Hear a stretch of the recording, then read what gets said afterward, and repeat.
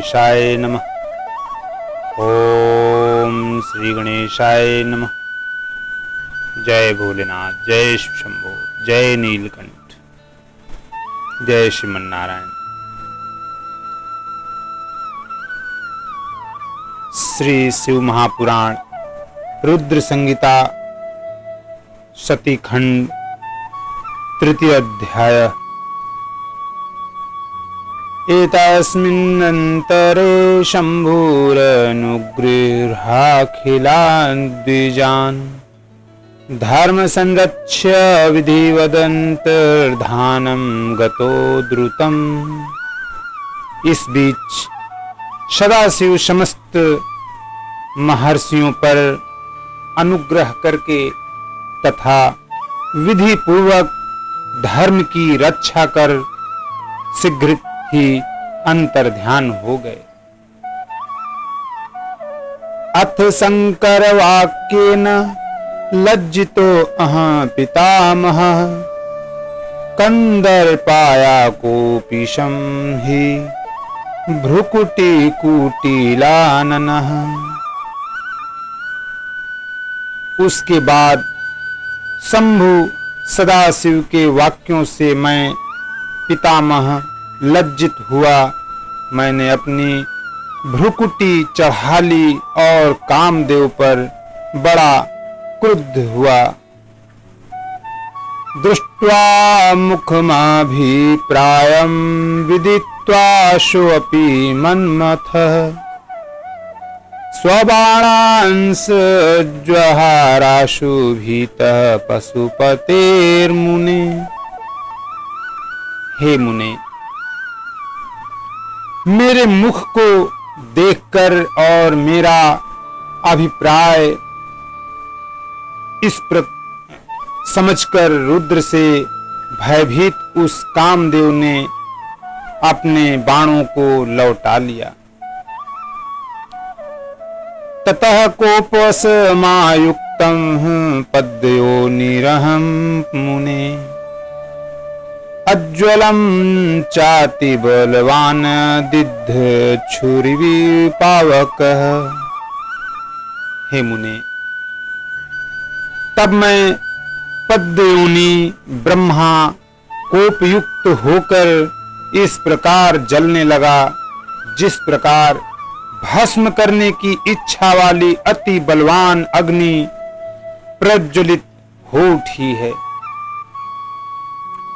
भवनेत्राग्नि निर्दग्ध कंदर्पोदर्पमोहितः भविष्यति महादेवे कृत्वा कर्म सुदुष्करम्। मैंने क्रोध में भरकर उसे यह शाप दे दिया। अहंकार से मोहित हुआ यह कंदर्प शिव जी के प्रति दुष्कर कर्म करके उनकी नेत्राग्नि से भस्म हो जाएगा। इति वेधास्त्वहं काममक्षयं द्विज सत्तम समक्षं पितृसंघस्य मुनीनां च यतात्मनाम्। हे द्विज श्रेष्ठ, इस प्रकार मुझ ब्रह्मा ने पितृ समूहों के तथा जितेंद्रिय मुनियों के सामने इस काम को यह अमित शाप दिया। इति भीतो रतिपतिस्तत्क्षणात्यक्तमार्गणः प्रादुर्बभूव प्रत्यंशं शापं श्रुत्वाति दारुणम्। मेरे शाप को सुनकर भयभीत हुआ कामदेव उसी क्षण अपने बाणों को त्याग कर सबके सामने प्रकट हो गया। ब्रह्माणं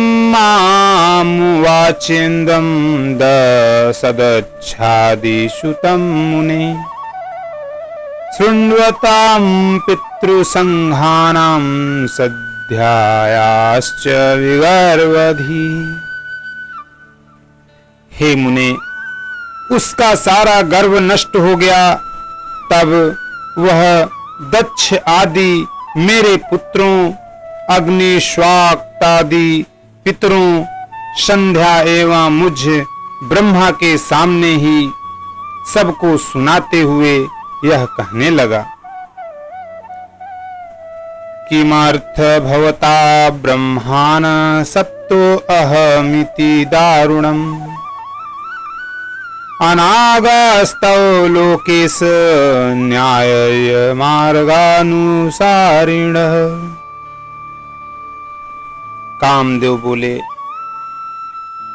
हे ब्रह्मान, आप तो न्याय मार्ग का अनुसरण करने वाले हैं। हे लोकेश, तब मुझ निरपराध को आपने इस प्रकार दारुण शाप क्यों दे दिया?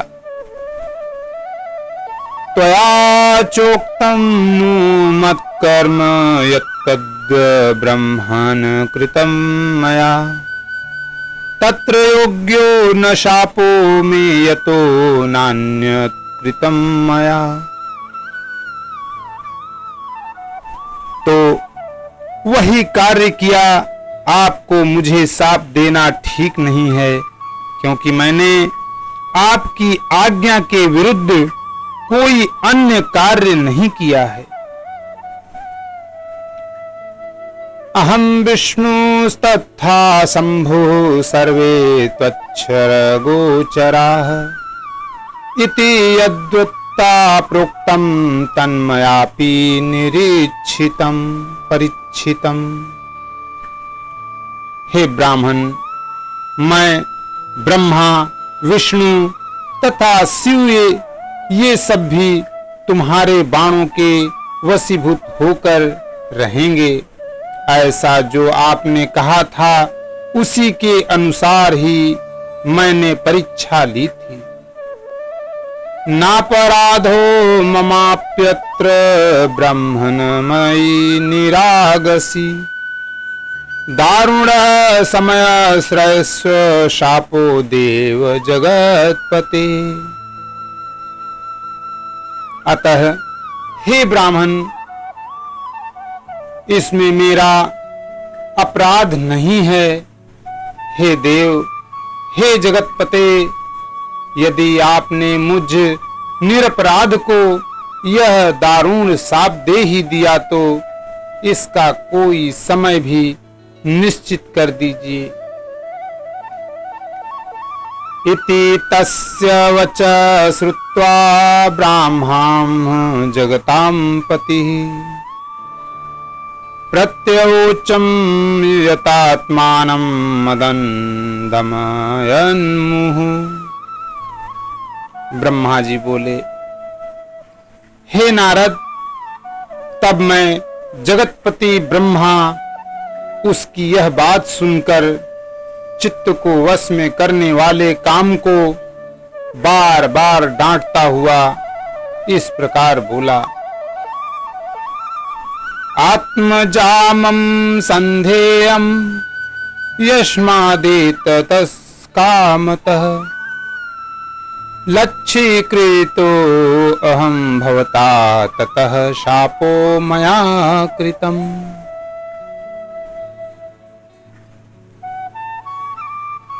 हे काम, यह संध्या मेरी कन्या है।